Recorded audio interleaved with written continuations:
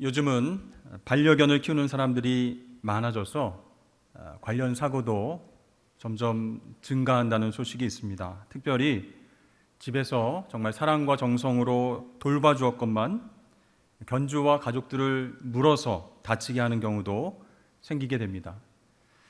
남의 집의 개가 아니라 우리 집에서 사랑으로 키우던 개에게 물렸을 때, 다쳤을 때 어떨까요?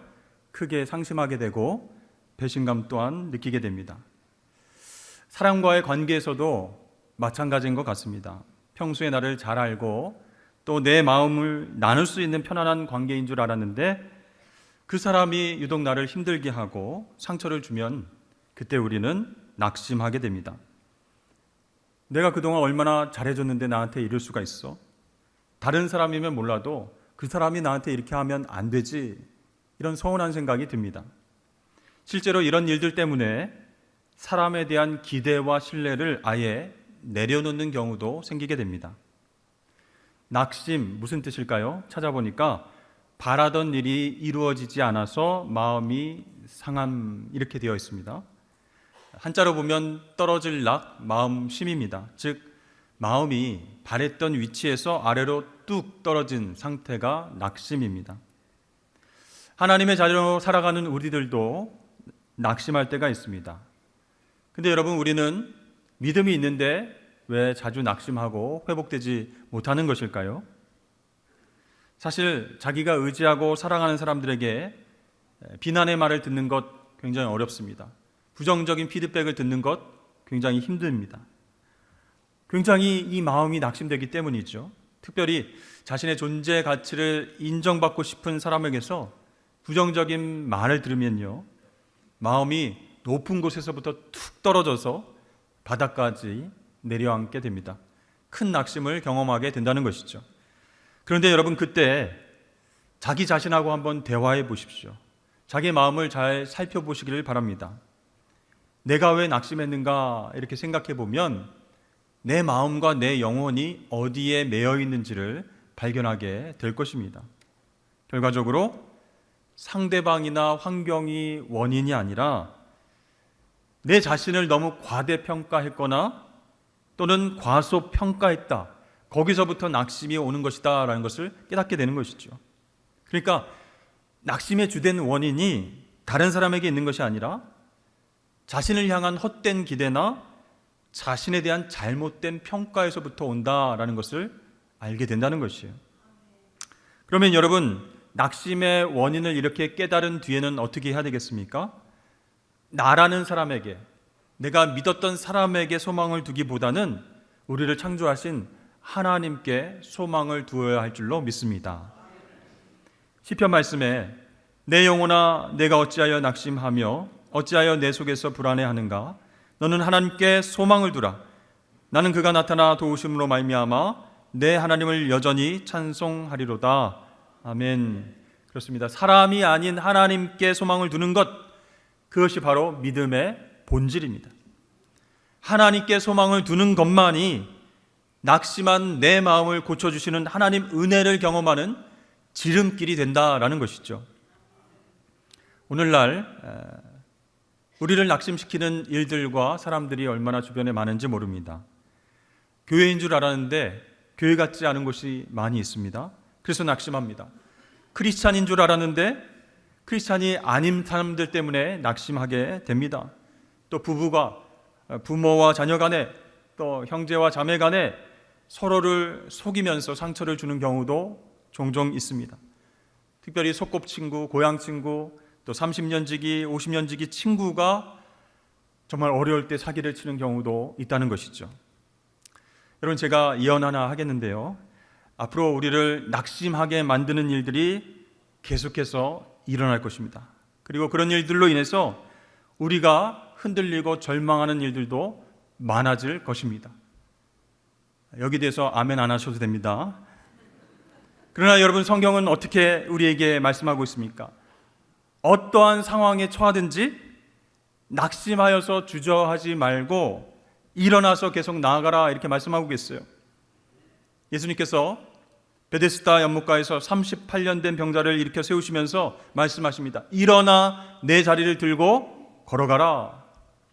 또 베드로는요, 성전 미문에서 나면서부터 못 걷게 된 사람에게 이렇게 말합니다. 나사렛 예수 그리스도의 이름으로 명하노니 일어나 걸으라.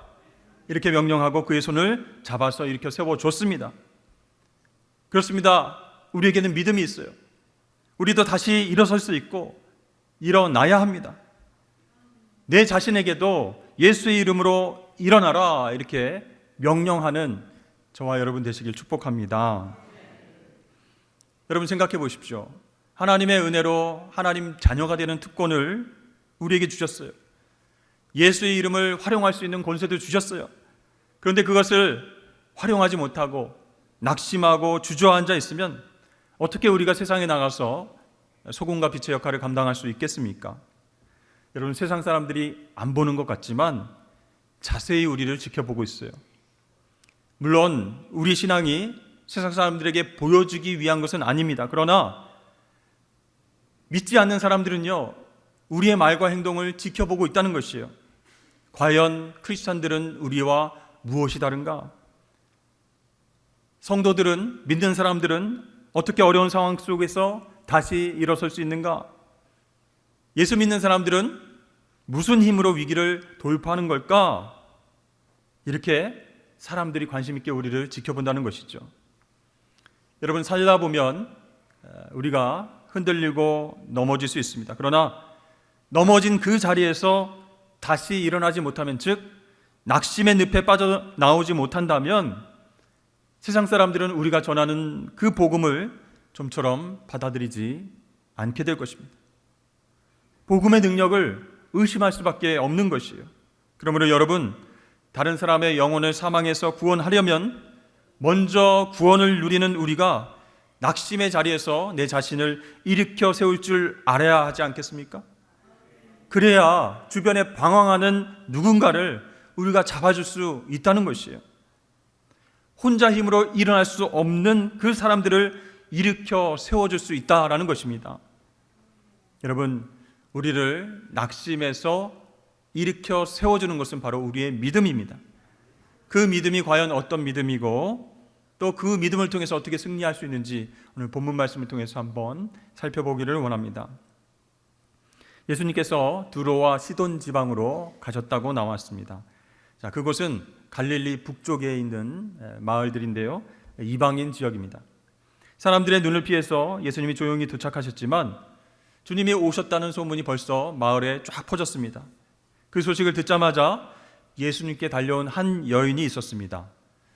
헬라인이요 수로보니게 족속이다 이렇게 나와 있는데요, 이 여인이 무엇 때문에 예수님께 이렇게 달려나왔습니까?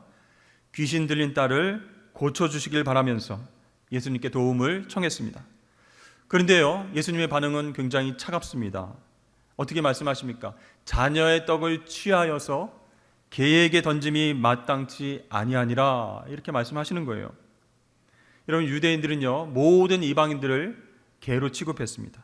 그 당시 유대인들은요 부끄러움을 모르고 무례하고 근본이 없는 사람들을 가리켜 개라고 불렀어요. 그러니까 유대인들에게 있어서 이방인들은 무조건 개와 동급이었던 것이죠. 자, 귀신 들린 딸을 고쳐달라고 그렇게 단숨에 예수님께 찾아왔음에도 불구하고 예수님에게 뜻밖의 말을 듣게 된 이 여인, 어떻게 반응했겠습니까? 당황하거나 낙심하거나 그렇게 하지 아니하고 오히려 예수님의 말씀을 받아서 지혜롭게 말합니다. 27절에 보니까 주여 올소이다마는 개들도 제 주인의 상에서 떨어지는 부스러기를 먹나이다. 이 여인은요 수치스러움에 얼굴을 붉히지 않았습니다. 화내지 않았습니다. 태도가 돌변해서 욕을 하거나 낙심하여서 주님을 떠나가지 않았습니다. 오히려 예수님께 주님, 나에게는 부스러기 은혜만 있으면 충분합니다 라고 말하고 있어요. 그때 예수님께서는 이 여인을 칭찬하셨습니다. 무엇에 대해서 칭찬하셨을까요? 그녀의 재치와 순발력입니까? 아닙니다. 바로 그녀의 믿음에 대해서 칭찬하셨습니다. 이에 예수께서 대답하여 이르시되 여자여 내 믿음이 크도다 내 소원대로 되리라 하시니 그때로부터 그의 딸이 나으니라. 아멘. 여러분, 오직 예수님께서만이 내 딸의 연약함을 고쳐주실 수 있다라고 하는 그 믿음을 갖고 찾아왔던 여인이요, 예수님의 말에 낙심하지 아니하고 자신의 믿음을 드러내 보였습니다. 그 결과 집에 돌아가 보니까 정말 딸 아이가 회복되어 있었습니다. 여러분, 예수님께서 칭찬하는 큰 믿음이 과연 무엇이겠습니까? 스로보니게 여인은요, 자신의 수치와 부끄러움보다 예수님의 능력을 붙잡는 믿음이 있었습니다. 그렇습니다. 이 믿음이라고 하는 것은요, 내 자존심보다 큰 것이어야 됩니다. 근데 주변을 보면 종종 자신의 자존심 때문에 믿음을 저버리는 사람들이 있습니다. 자신의 경험과 지혜와 교만 때문에 믿음을 놓치고 예수님께로부터 멀어지는 사람들이 있습니다. 그러나 여러분, 참된 믿음은 무엇일까요? 내가 믿는 대상인 예수님이 나보다, 내 생각보다, 내 계획보다 크신 분임을 인정하는 것이에요. 스로보니게 여인은 이렇게 말하고 있어요. 주님 앞에서 제가 개면 어떻고 고양이면 어떻습니까? 주님의 부스러기 작은 은혜만 얻을 수 있다면 아무 상관이 없습니다. 내 딸이 낳는 데에는 자녀들에게 주시는 온전한 은혜 필요 없습니다. 그냥 개들에게 떨어지는 작은 부스러기의 은혜만으로 충분합니다. 이렇게 고백하는 것이에요. 그렇습니다. 여러분, 진짜 믿음이 우리에게 있다면 예수님 앞에서 내세울 자존심이 조금도 없어야 합니다. 근데 여러분, 우리는 어떻습니까? 예수님을 믿는다고 말하고 예수님의 제자로 살아가겠다, 주님께 큰 쓰임을 받겠다 이렇게 다짐합니다. 그렇지만 내 자존심이 상하거나 기분이 나쁘면 어떻게 합니까? 즉시로 예수님에게서 돌이키려고 합니다. 교회를 떠나고 신앙생활을 안 하려고 합니다. 왜 그렇게 됐습니까? 믿음의 대상인 예수님보다 내가 더 크고 소중하다 이렇게 생각하기 때문이라는 것이죠. 그래서 자존심 상해합니다.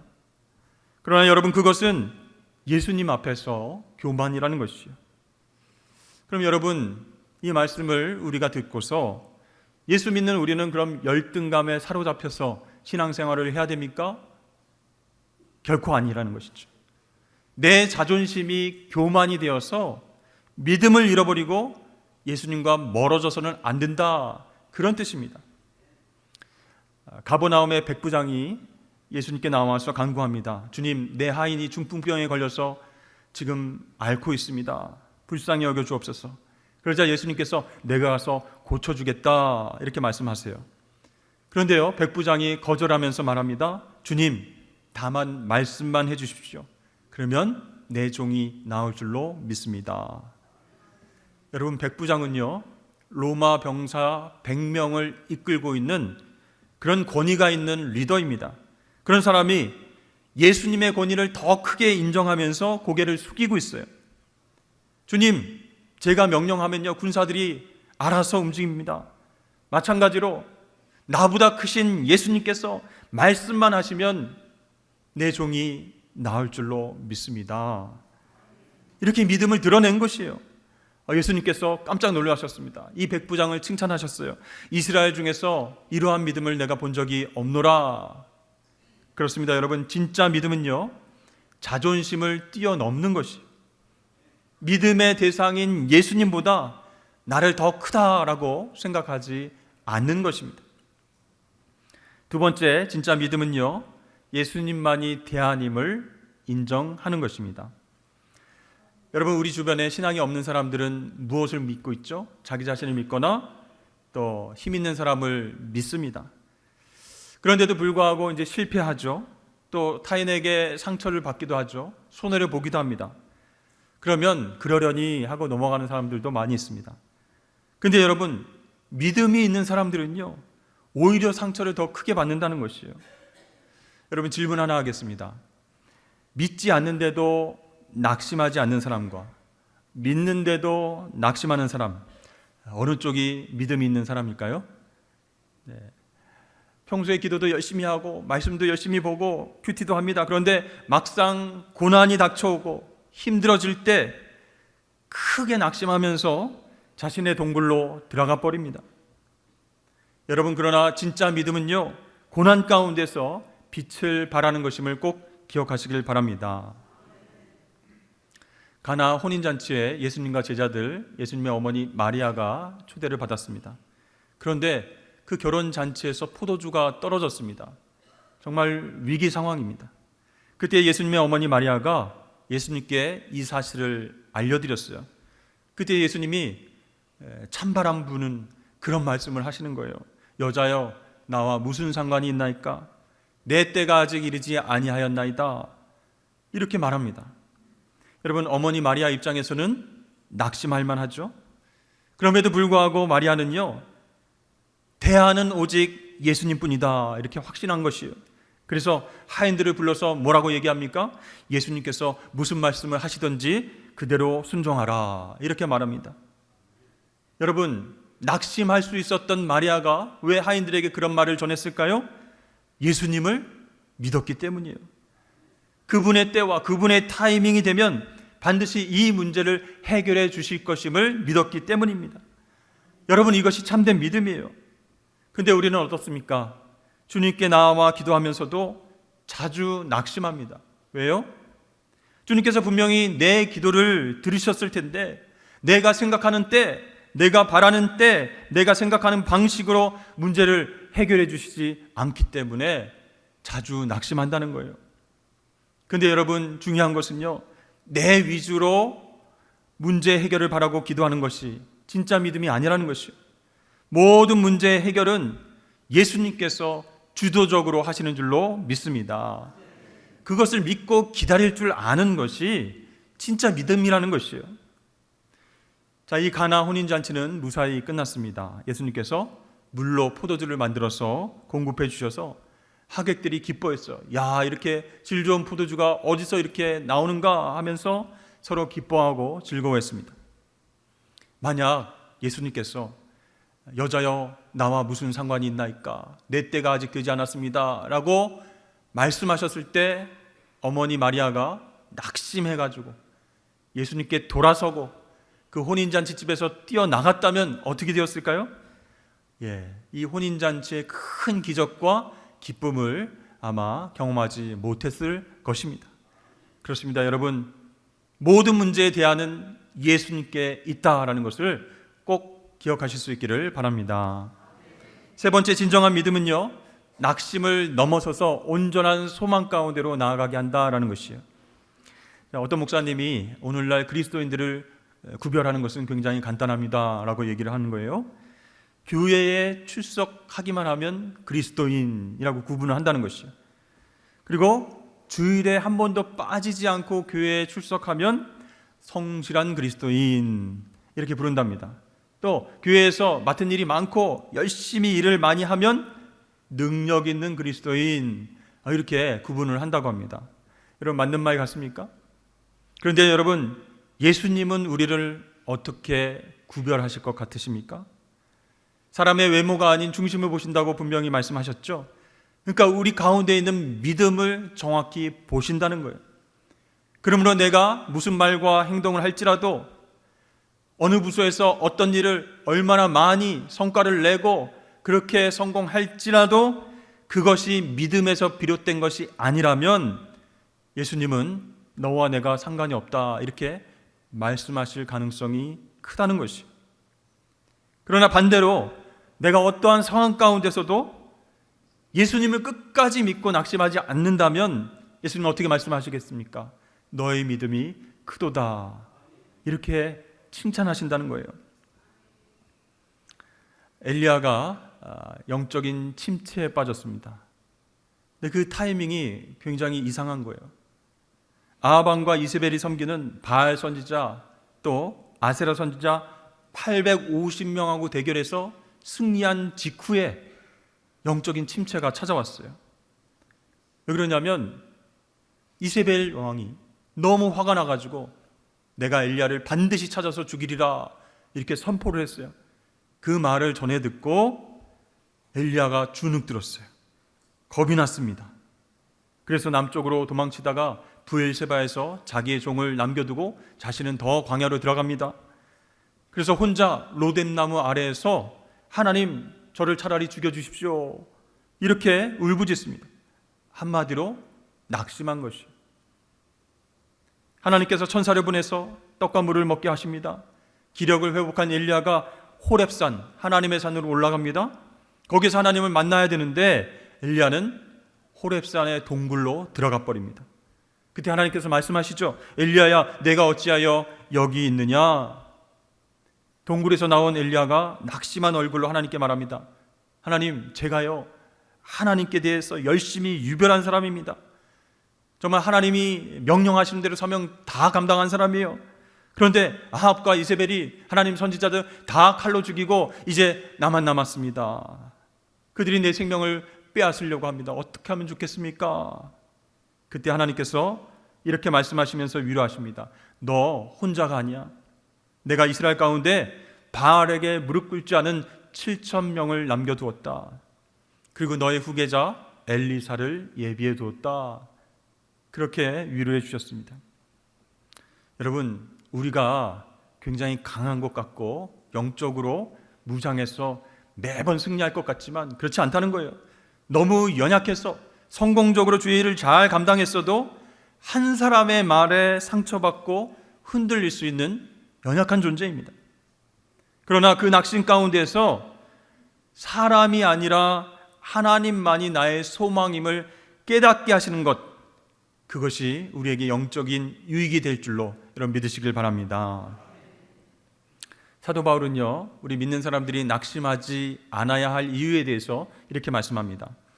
갈라디아서 6장 9절 말씀에 우리가 선을 행하되 낙심하지 말지니 포기하지 아니하면 때가 이름에 거두리라. 아멘.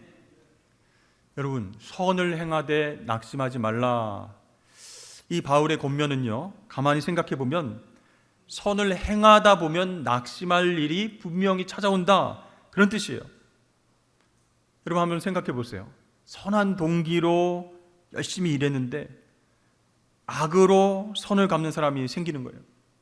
열심히 최선을 다했는데 욕을 먹고 사람들과의 관계가 깨질 수도 있습니다. 어려운 사람을 정말 궁일이 여겨서 도와줬는데 오해받고 비난받을 수도 있다는 것이죠. 믿음이 있는 사람이 더 크게 낙심하게 되는 일이 있다는 것입니다. 근데 여러분, 여기서 중요한 것은요, 그 낙심하는 틈을 타서 하나님을 오해하게 만들고 믿음에서 멀어지게 만드는 악한 영의 세력이 존재한다는 것이에요. 야, 이제 그만 예배드려. 이렇게 열심히 공예배에 참석한다고 해서 뭐가 달라질 것 같아? 너 상처받으려고, 이런 대접받으려고 그렇게 오랫동안 섬기고 봉사를 했니? 야, 이 정도 참았으면 많이 참았다. 자존심 없느냐? 교회를 떠나라.